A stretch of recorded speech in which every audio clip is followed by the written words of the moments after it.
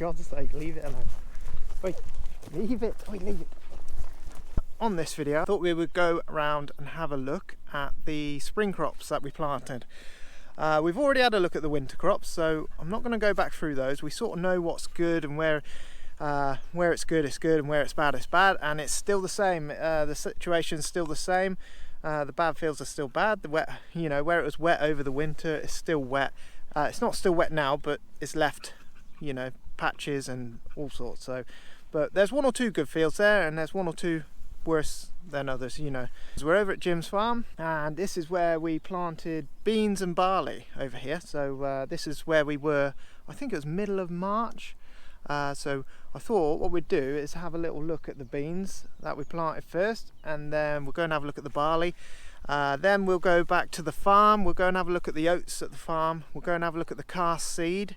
What we'll do as well is we'll look at the rape, because that's changing again. That went from bad to good, and now it's going back to bad again. We'll have a look at that a little bit later on as well. I'm hoping to go up to Peter's farm and to get to Alistair's farm and have a little quick look up there, depending on how much time we've got. So yeah, we're not going to spend too much time in each place. We're just going to have a little look at the best. We've got the drone with us, so we can put the drone up and have a quick look. So these beans here, hang on. Right, we've got the dog with us. Come here. What's this? Stay there. So I brought the dog out with me today because we're not on the tractors and stuff like that. We're on a day off, and I thought we'd spend it going to have a big walk for the dog, so she'll love that. And yeah, but you can't come on the field, all right? You just stay there for a minute, and then we'll go for a thing. She likes to chase the drone as well, but don't you? You like the drone, but you're going to sit in the car this time because you can't run over the field now. Yeah, so let's go and have a look at the beans. Oi, sit there, stay. Let's have a situation update. I'm hoping that dog is going to sit there and stay there. Stay there. So, right, so we planted the beans, and it was warm at the time, but the fields were only just goable, and I mean they were wet, very wet, after a very wet winter. So we planted the beans, and they came out of the ground very quickly actually. A few weeks after that, we've had about a month of very cold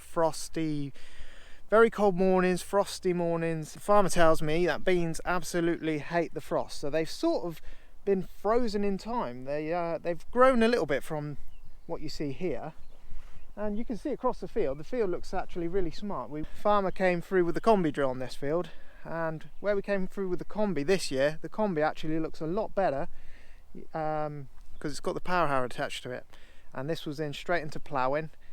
Beans do not like compaction, so we ploughed it up in the late summer, September time. Ploughed it up, left it over winter for the rain to do its thing. The rain and wind breaks everything down, and then we came straight in with a combi drill and drilled the beans. It went very cold, so they came out the ground, and they have progressed this week because it has got a little bit warmer this week. She's creeping up on me. Yeah, so I can see they've moved this week, but the farmer noticed there was some beetles on it, so he has sprayed it for beetles, and they are starting to move again. They're starting to think, but they were frozen for about 3 weeks. They hadn't moved. They just sort of come up, and they were a little bit smaller than this.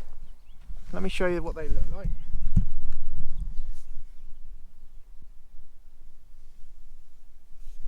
They're a little bit smaller, and they sort of just stayed there. They stayed as they were for 3 or 4 weeks, but we haven't had any rainfall either, so we weren't sure whether it was rainfall. But what we did do about a week ago was we did some soil sampling, so look out for that in a future video because that's coming up. The dog's not waiting where she should be waiting. Hey, what are you doing? Sit down. Right, yeah, we did some soil sampling, so look out for that video. We're just waiting on some results for that, so I'll put all that together, and yeah, that'll be quite interesting. And that just tells you if your soil, it's basically a soil health analysis, so it tells you if it's low in potash or phosphate or things like that, your stuff that you need to add to the soil to for plant health to make things grow. When we did the soil sampling, we noticed that because we were taking soil away, only half an inch down there was moisture there, so it wasn't a moisture thing, it was just a cold weather thing. Plants don't like it when it's cold, so everything that came up, it's quite interesting actually, because last year it did something very similar. It went very dry straight after we planted. It went very, very dry for 6 weeks, 6 or 7 weeks, it might even be longer than that. But because it was warmer, the soil just dried out completely and there was no moisture anywhere, and that's why we had really bad yields last year. This year, where it's been cold, the moisture's been there, so I'm sort of thinking that the plant health might be better. Things definitely look a lot better this year, and we'll go and have a look. It's quite interesting. So although it was cold, the moisture was still in the ground, only a little way under. Yeah, everything looked very, very dry on top, but when you actually scratched beneath the surface, there was moisture there. So, but it looks like the beans here are moving now, and we've got half of this farm, we've got half of it in beans and we've got half of it in barley. So I'll put the drone up, we're going to have a good scan over the beans. Because the plants are only small, it might be quite difficult to see from right up high, but we'll give it a go anyway and see what we can see. And then we'll go and have a look at the barley, and then we'll move on. What do you think, Jess? Huh? What do you think? Up. Right, come with me. Yeah. I don't wanna save ya, don't wanna be strangers. Let me feel like you know what to do. Leave your limitations, live and go against them. Just let go and start up something new.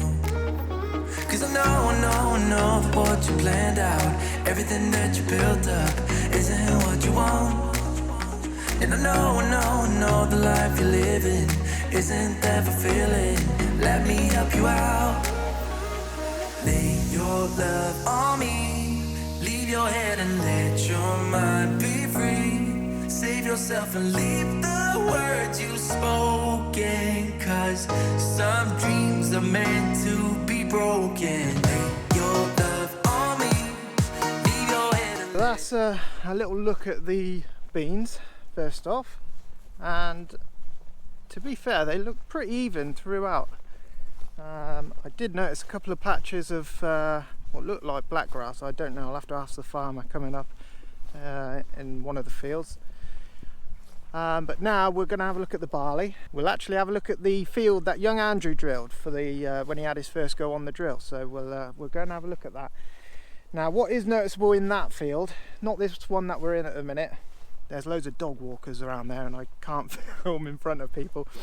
So what is noticeable is there was a lot of black grass in it before we drilled that, and the farmer sprayed it off.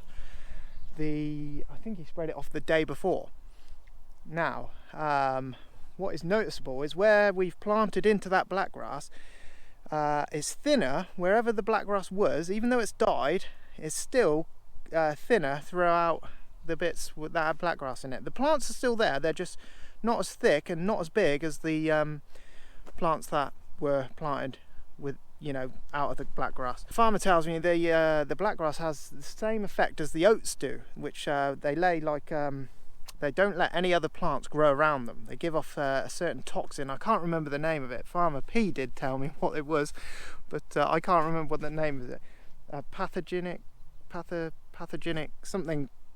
A pathogenic toxin that stops anything growing around it, and it's, even though the plant was dying and we'd sprayed it off, it still affects your plants coming up and the plants that you seeded. So that was quite interesting. But we're in one of the fields of barley here, and this field looks, you know, look at it, it looks ever so well. Yeah, the field that young Andrew drilled is called Bankside. I'll label it when I put the drone up. But the barley over here looks tremendously well, and we must have had a rain overnight because the top of the soil is all nice and moist, and we have had a bit of rain. Finally, after I think 5 and a bit weeks, we hadn't had any rain. We had 8 mil the other day, and I know some of you still haven't had a rain yet, but you will have. By the time you see this video, you will have had some. Apparently there's a big low pressure coming through on Monday. That's going to affect most of the country. I know we're going to get a big dollop again. We have what we have is an agronomist, and he comes out and he walks over the fields and he checks for weeds. And where it was so dry last year, what was noticeable is we didn't want to spend any money on it because we knew it wasn't going to yield that well. And I think the farmer did tell me we only spent something like £15 an acre on spray, which is quite phenomenal. I think we're already above that this year already. Somebody's watching me. But what we'll do now is we'll put the drone up and we'll have a look over the barley fields. But things are definitely looking a lot better than last year. Save yourself and leave the words you've spoken, 'cause some dreams are meant to be broken.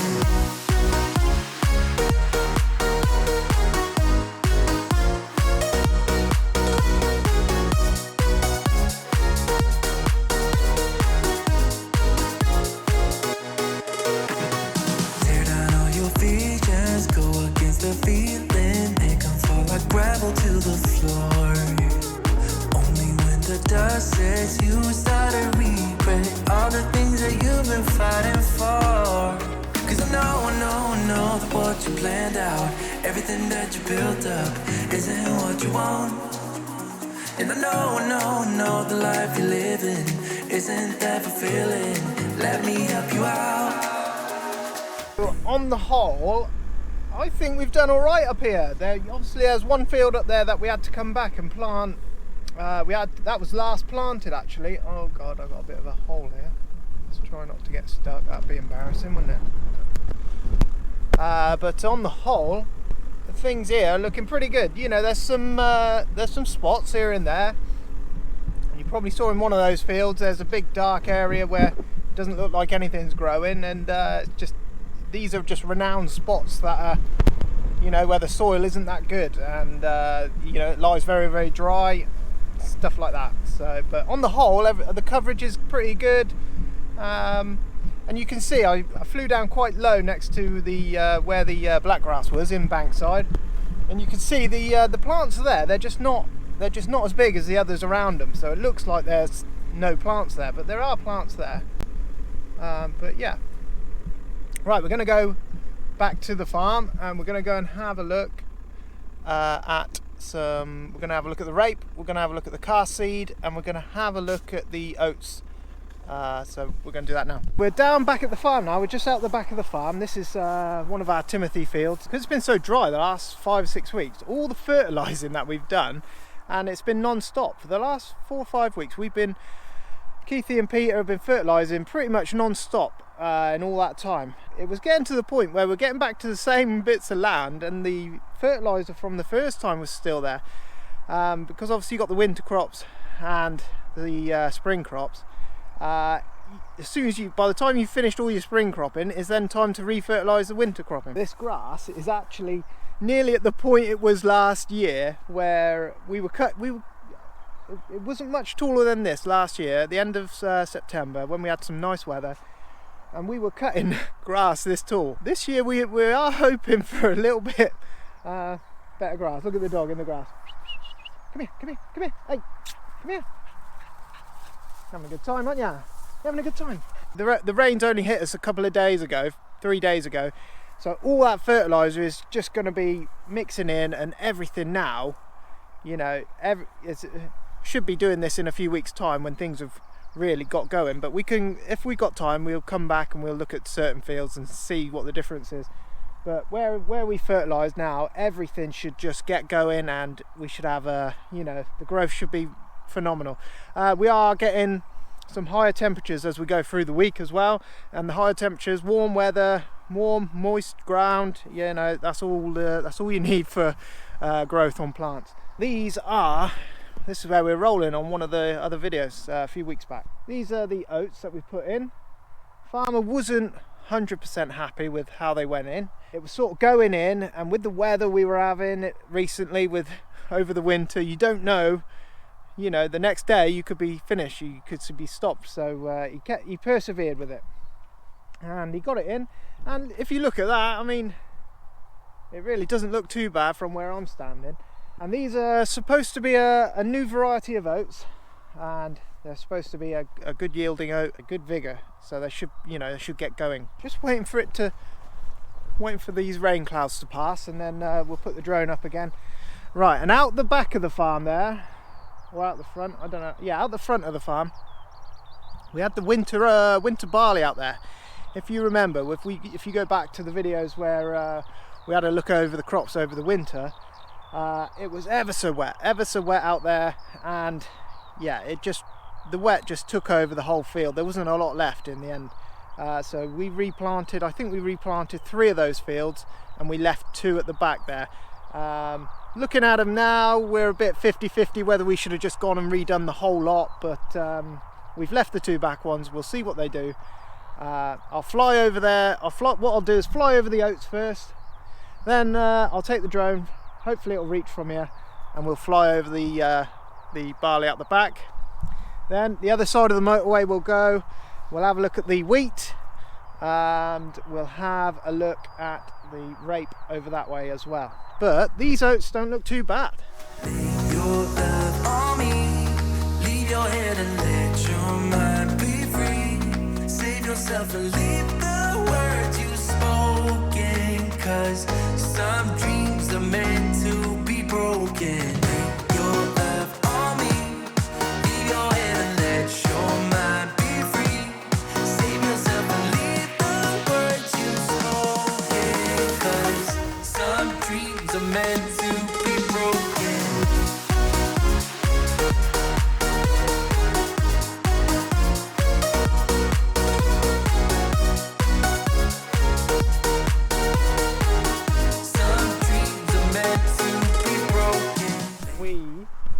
Now in the rape field. About a week ago I took the kite down, and we took the scarecrow down, and you can see there's definite plants there. In this middle bit you can see there it's all yellow, and the farmer tells me it's low on sulphur, so I had a dose of nitrogen mixed with sulphur. Nitrogen sulphur mix it is. In the last 2 weeks I came across here the other day, and I noticed little beetles all over it.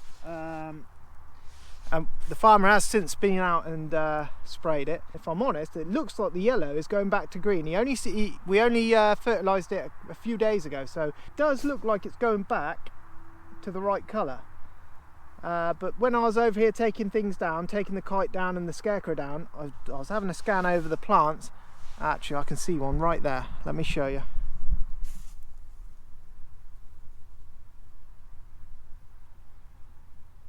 I don't know which type of beetle those are, but they're all over. What they do is eat the flowers, and that affects your yields in a big way apparently. The farmer did come across, and we had to spray an insecticide, because there was on every single plant I looked on. There's not so much now. I'm not seeing them at the minute as much as I was. This is only one spot, so we'll check a different spot. So the farmer had to come out with an insecticide. We hate spraying insecticide, but if you don't, you end up with nothing left. And it's a bit like I don't know if anybody else follows him, but Harry's Farm, he said he's been growing rape this year, and I would recommend you go and have a look at that. Very interesting. He's lost a lot of rape himself, and we've lost one field. We started off with this field.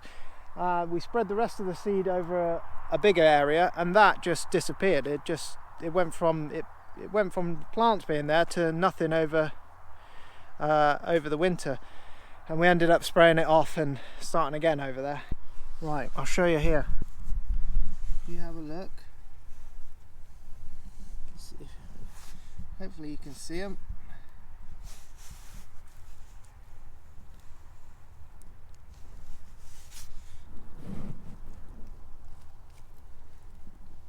So what this is going to yield, we don't know.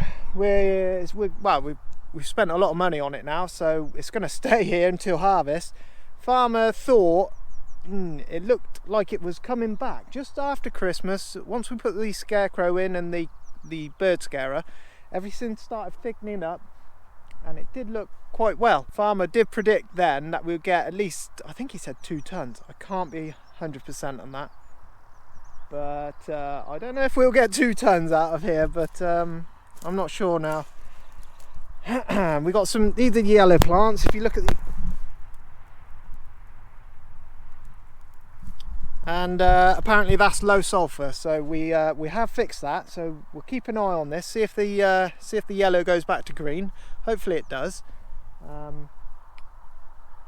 Yeah, and there's been a load of nitrogen go on as well, so it should give it a good boost again, and it should soon then be out in flower, and not long before it comes out in flower, and then you get a nice yellow field all over.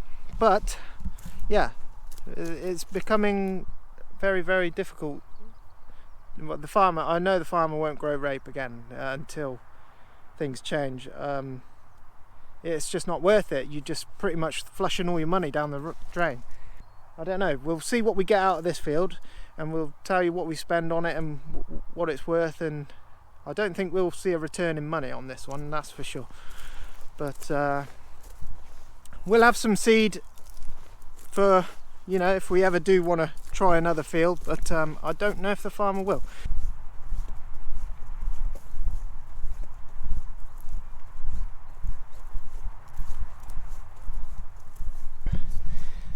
This is one of the fields. This is actually where we started, where I filmed myself telling you about we were going to cast some seed over the top of the ground with the fertilizer spinner and just let it grow that way. What we didn't know at the time was that it was going to go ever so dry. The field itself looks a little bit thin in my eyes. Not crazy thin, but just a little bit on the thin side. I know there's been a lot of birds on here, picking off all the bits that didn't grow, and we've got the field out the back here. We've also got two other fields going on up the hill. We'll fly the drone over those, see what they look like, and we've got one drilled field in the middle of there. It's an odd one because in theory it's quite a strange one. I think we won't go over there because I haven't got time, but I think the drilled one is going to do better than the cast seed one this year, on this particular year. Had we had a good shower after, I think I'd be saying this quite often. We weren't really, the farmer wasn't too happy with how the harrows did. He said it left a lot of seed out in the open. He wasn't, ecstatic about the job the harrows did. The field out the back there doesn't look too bad. We'll put the drone up and we'll have a look at the field as a whole. I imagine there'll be bits that look all right and bits that don't look so well. But it was just, it just went too dry. And if we had drilled it, the moisture was down low. So I think, just sod's law on this one, on this occasion, on this year, it would have probably been better off drilling it. But that's, you don't know what's going to happen. You can't predict what's going to happen.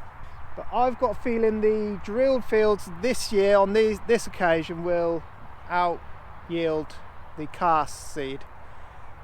But it'll be interesting to know, and we'll do a separate video before we go and harvest the two fields over that way. We'll do a video. We'll walk through it when the crop's all up at waist height, and we'll walk through it, have a look at it, see what we think, and we'll try and predict which one will out yield the other. But at the minute, I'm going to say the drill field will out yield the thing, only because the moisture was down underneath where you want it.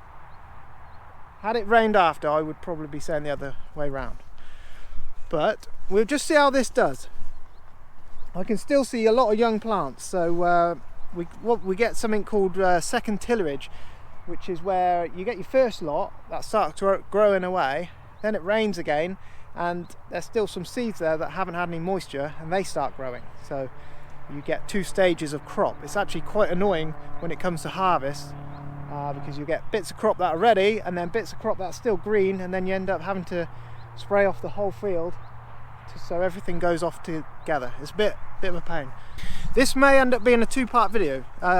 We might have to do a two-parter on this one, because I've still got to get to Peter's farm, and I really want to get to Alice's farm and have a look up there as well. So yeah, if it just ends, we're going to do it as a two-parter.